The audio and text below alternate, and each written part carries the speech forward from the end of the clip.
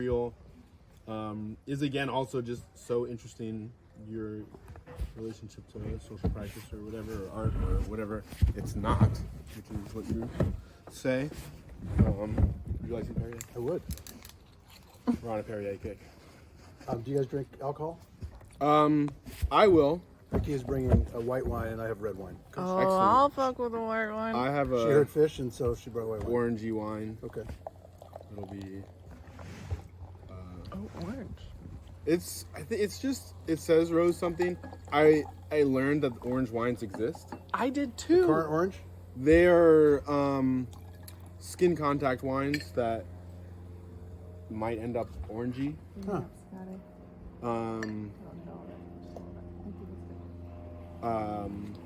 And so when I heard that, Start drinking it. I tried to go and get it. And so how's it look on there? Looks good with the Perrier. Because it's going to get. Good balance. Amazing. Imagine it's a photograph. It's recording. Yeah. Great. For all the. Okay. That's like. I realized Action? that they do that, but it also helps the audio track with the video. Okay. I assume that was why I did that.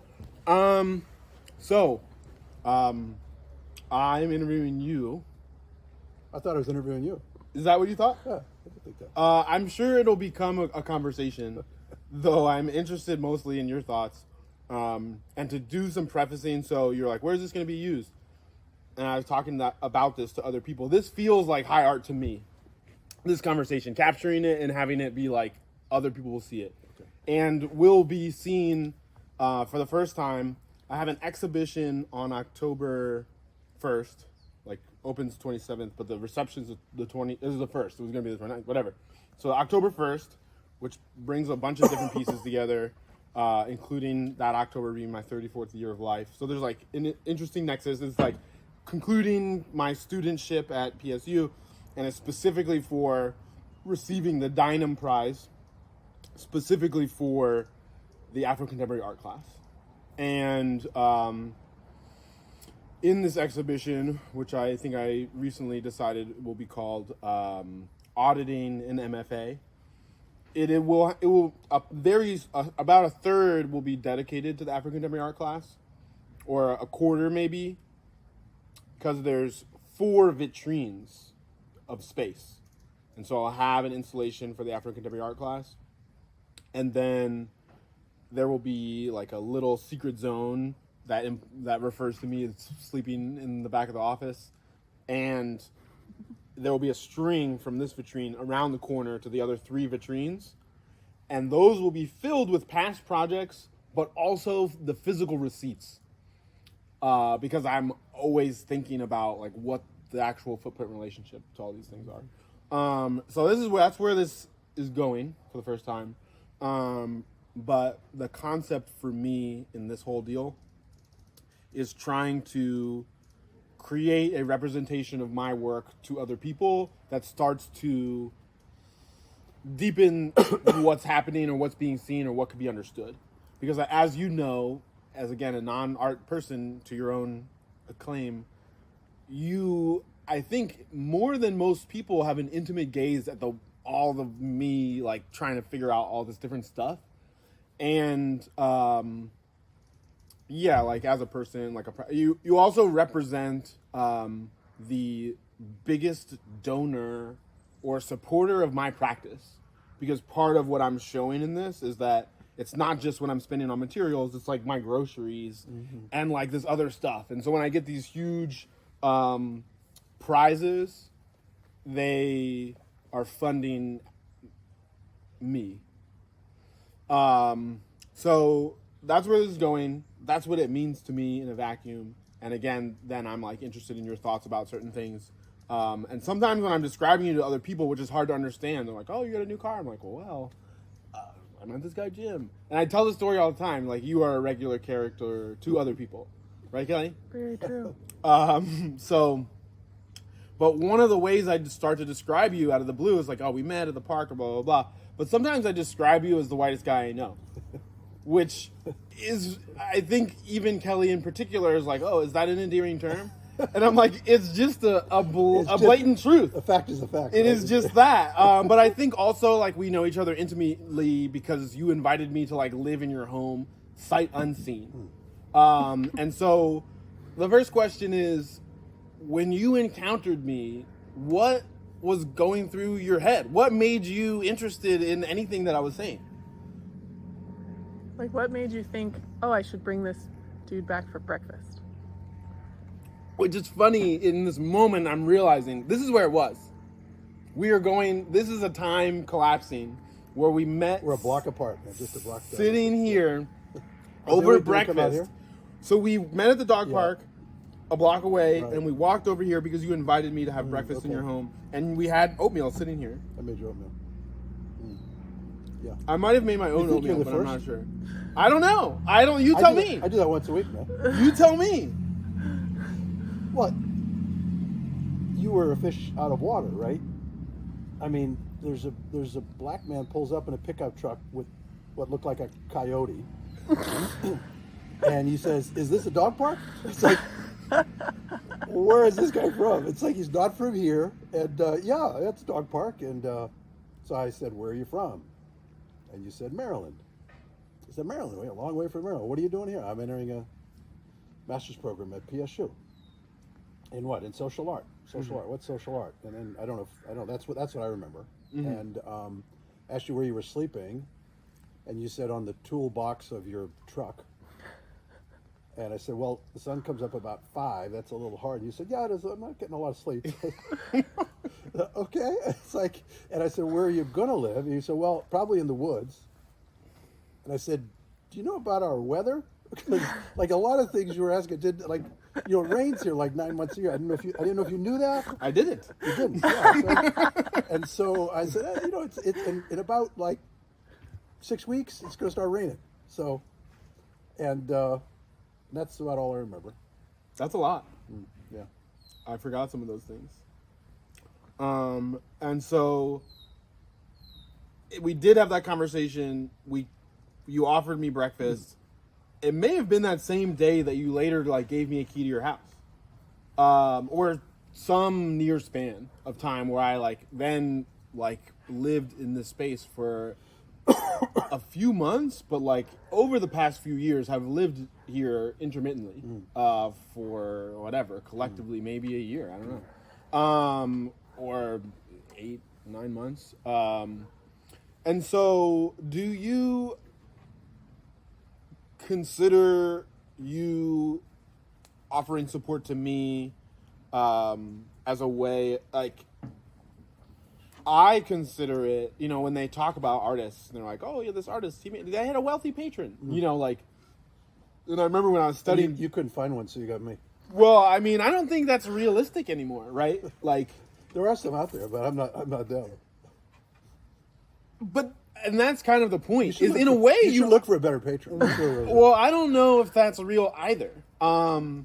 Because offering to house someone is more valuable than buying a painting. But those guys, can you lay down?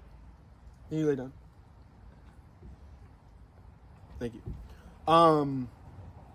If I made paintings, and let's say it cost me $100 material, that's a good day.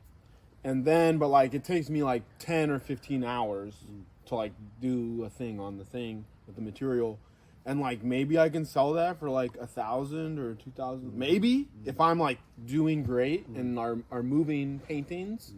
But then it's to have enough rent for a year. Let's not even talk about a studio. No, you don't get minimum wage. It doesn't even make sense. Yeah. And so when you're oh yeah, that part where you figure out where to live, let's just answer that question. And I don't make paintings, so I don't even have a way of easily earning income for my. Because I didn't know this. All I knew. All I knew is that you're a student. Of course. Right, and you're 33 now. I am 33 right now. And we met in 2017. Yes. Yeah. So I have a daughter, 33. Right. You're working hard to finish a master's program. She didn't work hard to finish. She didn't finish her undergrad, and so part of it. And my kid went to college or was about to go to college. So we met in Ryan was still in high school. 2017. Yeah. So he had another year. Yeah. So Yeah, but he also spends a lot of time with his mother. So a lot of circumstances came Sure. up, and here you are as a student, and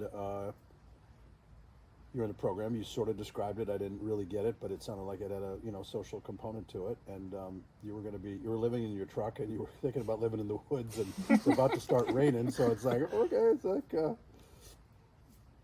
Sure. I mean, it's interesting because it definitely makes sense in a way because I know you.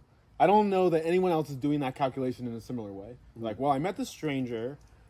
There's reasons. They'll live in my house. Like, they are actively homeless. They're black. I didn't think of you as homeless. And, Sure. And you didn't seem dangerous, and you just had come from Standing Rock. Sure. We were talking a bit about that. So it's like, well, this guy is doing some shit, right? And you probably told me about, I don't know at what point, you told me about Urban Shaman, but also about your work in Baltimore and all that. So obviously you're trying to do good stuff. And you're here in a program, and I don't know if you told me you didn't have much money, but the fact that you were living in your truck suggested you weren't loaded, and you were going to be in an art program. So I know you weren't, An artist. Yeah. So, yeah, I don't know. I mean, I don't know. I'm not being evasive. You seemed. Sure. It was an and intuitive choice. You're also very approachable. Sure. I mean, you're very open. Like you just start talking, and you're telling me your story, and. You don't have any. You don't seem like you have any. I don't want to say not filters, but you don't. Yeah, I mean, what you see is what you get. You Sure. just present yourself. This is who I am. So it was easy to get a sense of you, And I mean, in some way, I'm establishing the account because the question is not entirely just so I can better understand. Because I mean, we've come to know each other. But I do think that the choice is uncommon, and kind of the leap I'm taking or the thing I'm projecting onto it is that, and you're like, oh, you should get a more wealthy patron. But I think I don't know if someone was buying paintings from me for $2,000 a pop would even be that helpful. I would then have to make the painting. Really, I'm just trying to put the work in the community and getting someone to believe in advance that might happen without an expectation for a return or even knowing what that is or what it could be is extremely rare. And so that is part of what I'm contextualizing. And the question is kind of, what I'm communicating is that you are actually directly supporting my art indirectly, but it's not very indirect to me. yeah. And so has it been apparent to you that you are directly supporting my art practice financially? Well, you've said so, and I appreciate it. But and it's easy, right? I mean, I had room for you to stay.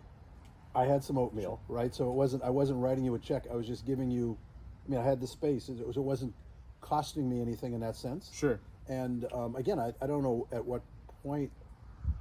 You're doing some good in the world, right? And so I'm getting vicarious karma from helping you do good in the world, right? So because I'm not doing as much good as I would like to do, but if I can help you and you're doing some good, then it all feeds on itself. That's my notion. Which is interesting too, because you have to believe it and you have to want it, which I think are two things that are also uncommon. I don't think people are believing that good in the world should be happening generally, or that they can be the person that. Well, you just Matoska. you just came from Standing Rock, right? Sure. So, I mean, one of the biggest contemporary issues at that time, right? You want to send her over this way? Unlink her. Matoska. She doesn't. She won't. Just She won't unhook mind her. Matoska. I know, but Matoska. Is that you, Vicky? There we go. I'm being interviewed. Quiet on the set. Sit. Lay Yeah, down. no worries. This is very. We'll edit I it. could get you a better one. Lay down. I'm Kelly. Nice to Michael, meet you can learn with everyone. This is Matoska. You're being distracted. Matoska's a coyote. It was like, okay. And so, yeah, I mean, I think Standing Rock, hey, sit. Lay down. No.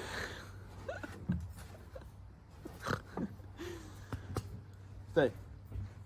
Standing Rock was happening, and some people went, but a lot of people didn't go, and a lot of people didn't. It wasn't on their radar. I think even now, I'll mention it, and people may not remember or have known. And so again, and I mean, the first time we spoke, we were talking about the events in Charleston and white supremacists running people over, and you asked me, like, how did Trump get elected and all these things. So you were working through. It's part of the way I tell the story, because I didn't know you sight unseen. I don't know, you're just benevolently offering resources to people in the streets, of which now I do know you to have those characteristics. Though I think in a way I may be your greatest single investment of a person external to your familial line. But, you know, when I tell the story, I say that you were already kind of asking yourself some questions about the shape of the world and, like, trying to understand how to be more involved, but not that way became talking and interacting with me. You were an opportunity in that respect. I think so. Yeah. And so in a way also it felt like, and we were having conversations, that it had value to you, and that was the one resource I had to give. I didn't have a way of, like, it's absolutely, yeah, right, compensating you for anything. Right. I feel good to help, so it's a selfish thing on my part to help. That is the I'm giving myself that reward. And that's why I say it's a belief, because I don't know that people feel that way. I don't know that is common or American or white. I don't know that those are like, you could say. Yet I'm the whitest guy. White people. Yet I'm the whitest guy you know. Well, that's why it's funny, right? Because it's true, and then you have to get into nuances. That's why this interview exists, because there's nothing that common about you, despite your claims of such. And so to that end, you were on my graduate committee to decide whether or not I became a master artist or not. Right. What was it like to be asked to participate in that conversation? It was bizarre, as you know. I mean, I've never been on a master's committee in any subject. Uh-huh. And if there was a subject other than probably a hard science would have been another odd choice, but this was equally odd. Was it? For me to be on, I mean, if it was something in the liberal arts, I might be able to fake it. Do you feel like you don't understand my work? I don't.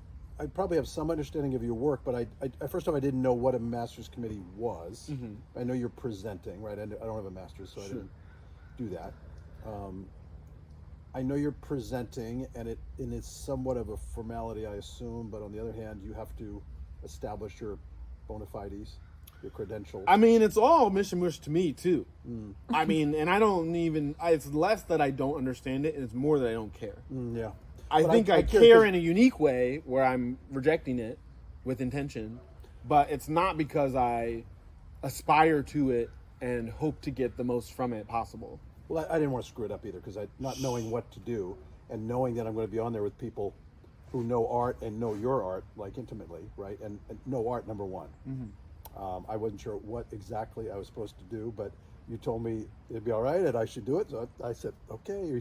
I mean, you did a great job. It's your funeral, so you weren't there. You don't know. I mean, from what you weren't there. You don't know. It might have been despite my participation. I heard good things about your participation. Probably from some and not so much from others. But I mean, and I think those are interesting layers, right? Because institutions have rituals and formats and all of these things, and maybe they're not all good. Maybe they're not. Well, I heard some of your struggles with the system. Well, I think even then, what it's looking for, and again, why I chose you and why us meeting is interesting and why I think your voice is actually important in this conversation, because you feel like you're getting something out of it, but you don't know what art is, and you don't have any paintings of mine on your wall. So I don't think I've been given any paintings of yours. So. I gave you a little tchotchke. It's sitting on your mantle, although it looks like you put it away. It was a little Christmas Santa. That was made by Elijah. I see. So you're differentiating. And Ryan took that down because he said I had too much shit up on my. No, I had Elijah's thing up there, man. I know. That's what I'm saying. That's, I mean, He told me I was never going to get a date if I had weird shit like that up on my. I gave you books. But if Vicky would like it, I'm going to put it back up. You should. Well, You now gave me- I looked- she'll I looked- understand what it means. Yeah. So, I mean, and so it's funny. So what Jim is describing is will you describe you purchasing this thing from Elijah? Yeah, Elijah's one of your students, Mm-hmm. and he made this. It was sort of I can't remember if it was a Santa, but it's a Christmas themed superhero sort of thing. Yeah. And with this kind of mixed message, mixed themes, and I thought it was really cool, and I thought he was he's sort of a really amazing looking kid, an acting kid, and so and of course I met him at that thing at Scammers and Schemers Symposium. yeah, right. So I wanted to support the kid, but I also thought it was cool, and he gave me a description of it, which I've forgotten, but he gave me I said, tell me about your piece, and Sure. he told me something interesting, which I can't remember, but Yeah, and so it's interesting. So you have this object, you purchased it from the boy, right? Well, you did. yeah. And and I said like, oh, well, you have some of my art in your house. You're like, well, that's Elijah's work. So Isn't it Elijah's work? It is actually, and so I now It's not the Renaissance, describe the master artist doesn't get to claim all of Sure, the. I'm not trying to claim Elijah's work. What would Okay. you say my role was? in How did you end up purchasing Elijah's work through knowing me? I mean, I know you're an artist, but what I don't. I mean, what touches me about your work is the social aspect of it. Sure. Your work with kids and giving. I don't know this. I'm just imagining. Giving them a sense of value, giving them the sense that what they have to offer the world is important. Their creativity is important. They're important. And that people care enough to look at their stuff and even give money to purchase their stuff, right? So that's what I value about your work. I mean, if it's social art, it's the social piece that I get more than the art piece, right? And the same with I mean, I've only gone to, I think, the one Panther breakfast with the kids. That's the only event I remember going to with kids other than the Elijah thing. But there's these kids who are, I don't know, 10, 11, 12, meeting these old Panthers and making a connection to a time from a long time ago that's still relevant now, and that and also the old Panthers are seeing the kids and the great grandkids of their peers in this current world, which is still struggling with many of the things that they were struggling with in the 60s and 70s. So, I mean, that's, to me, as a history major, that's an amazing connection that you did there. And also there were a lot of, it was, of course, it's quite a integrated school, an integrated parent group, right? Being served by black folks and white folks, and kids are presenting, most of whom were kids of color, and appreciating it. I mean, all that, telling them that their stuff matters and that their history matters. I mean, I don't think those old Panthers got that when they were that age. Sure. So anyway, it's the social part of your work that I get. The art piece, to me, is just the vehicle that you use, which, again, I don't know, I don't understand art in general, but you're just connecting with people. That's the means, it seems to me, that you connect with people and try to get good stuff done. Yeah, I mean, again, it's so interesting the way that you're talking about it, because you're like describing it in the ways that I would wish for my work to be seen, and then you're saying like there's a part of it that you don't understand, which, while you said like a hard science, let's just treat art like a hard science, there is an extensive amount of research and whatever that gets me to the point where I could just like turn the art limelight on this social action and say like, yeah, this is art. But I don't know that I'm like, and I think like if I was trained like a mechanic, I might be like, yeah, make sure your tire pressure is up. But because I was trained like an artist, I'm like, yeah, let's paint the wall white real good. But I don't know that being trained as an artist enhanced my ability to do what I'm doing. In fact, I wonder if literally anyone could do what I'm doing. It is like you were talking about your own choices. It's just my belief and intention. I might say the opposite. If you didn't have any art training, you could still be doing. I mean, I don't know. I don't really know what your art is. I don't know if you're good artist or bad artist. I mean, you keep but the social piece of what you're doing, right? That's that comes from your unique spirit and personality. And yes, I think, and it again is the reason for this conversation and for recruiting you to be on my committee, because trying to assess what I'm doing from an art playbook is almost the wrong playbook. Right. It's actually the guy who lives around the corner from the school. Right. And the guy who lives down the road from the prison. And the guy who's like, I pay taxes, but they're not buying this stuff. Right. I am. Right. I'm paying this guy where if he washed out and didn't have anywhere to live and had to go back to the East Coast or whatever, would not be in this community doing these things. And they wouldn't be getting done, or they wouldn't be getting done in the same way. Maybe not at all. I mean, I think that is another part of the artist's mind where a politician or a legislator or whatever is like, well, I can move this lever, like fast or slow, or I can break it and requisition a new one. But they're not like, what if we use a different machine? Or what if we use this machine for that purpose? And what if we change the system that is screwing people over, not allowing things to be better? I mean, that's you're asking those questions. I think so. And so I think we've covered a lot of ground in a good way, and maybe it's concise. But I thought about opening with this, and maybe now I'll close with it. Today I went to Home Depot. I was buying material, transmute it into these art shows, whatever. And I ran into this guy, and we were in the aisle waiting for some service, whatever. And near the end, the would-be end of this interaction with a stranger, he goes, "Oh, by the way, are you Christian?" And I was like, "No." And then he kind of like settled in, and he did the whole story. He's like, "What do they call someone who lies? What do they call someone who steals? What do they?"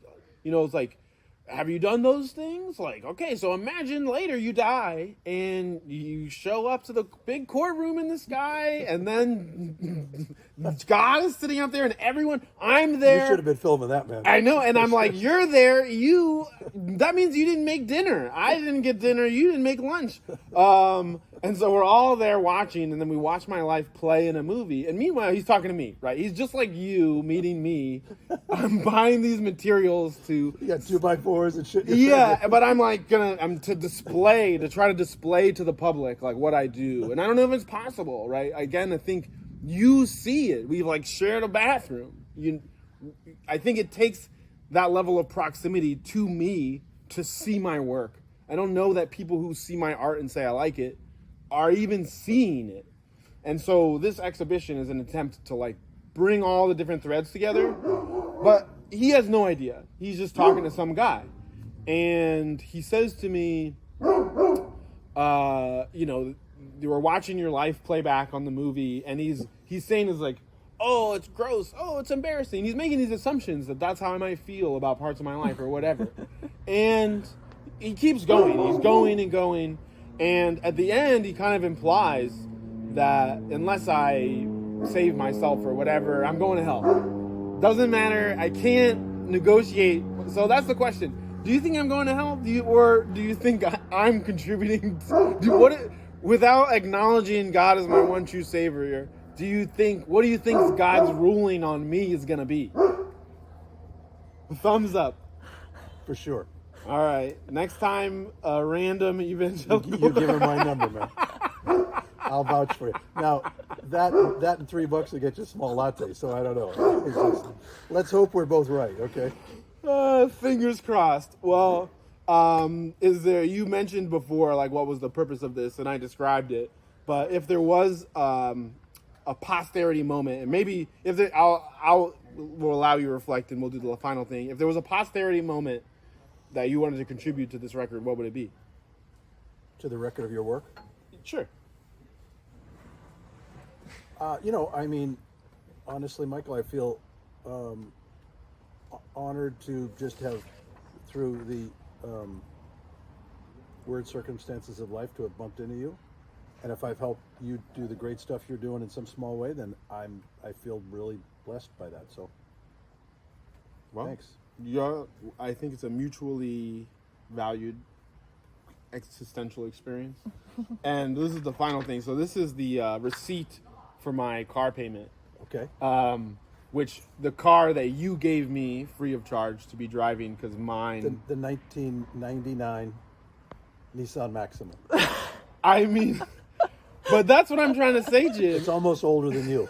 So Is that without a car, and I was the 1999 Nissan Maxima that my son didn't need anymore. That car, right? yes, Yeah, that car. Okay, yeah. Okay. yes, that Yeah, car, with 150,000 miles. That yes, car. With a bad clutch. Yeah. yes, that you're repairing. Yeah.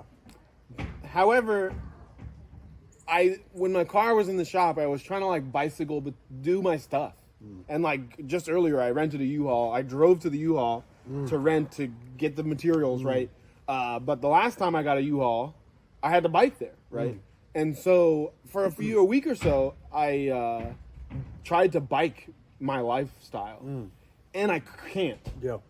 You know, I cannot get everything done that I do Without a car. without that form of, you know, even with public transit or whatever. Even though Portland's a bikeable city, I couldn't do it all. I couldn't bring Elijah and like all this stuff. Right. And so, again, that action, which is highly uncommon, is really putting gas in the tank or wheels under the drive. And so, again, is like the whole point of this exhibition. This receipt will be in the show, where like this is a meaningful logistical sum of money because I didn't have to do anything to earn it. Yeah. The other award money, I had to like do something great already. Yeah. And so, yeah, but you seem highly indifferent to investing money in me as a creative person in the world. I think you're worth it, don't you? Yeah, but Did you ever lift no weights? one listens Did to you ever me. lift weights? I have. Bench press? Sure. Did you ever anybody spot you? Okay. You know what spotting is? I do. So you're trying to lift the bar, and you have 200 pounds on there, and you can barely lift it. But if I just put a finger under there, that might be sufficient for you to get it up, right? I'm only giving that much help, and you're lifting the other 199 and a half pounds. Yeah. So that's what I feel like is going on here. Sure. I'm giving you out of my surplus, Yeah. and if that helps you do well and do good, that's great for all of us. Well, I'll say two things, and then we'll just wrap it up. You were like, oh, I don't know anything about art. But you just killed it with that analogy. Come on, you could be a professor of art over here. And what was the other thing? Oh, yeah, if every white guy thought that, man, we'd be doing great over here. But since you are a unique individual being, I'm doing okay. Well, right. Thank you. Thank you. All right, Michael. I appreciate it. See you at the show. Yes, you will. All right. Thanks. Well, that's it. That's a wrap. We're wrapped.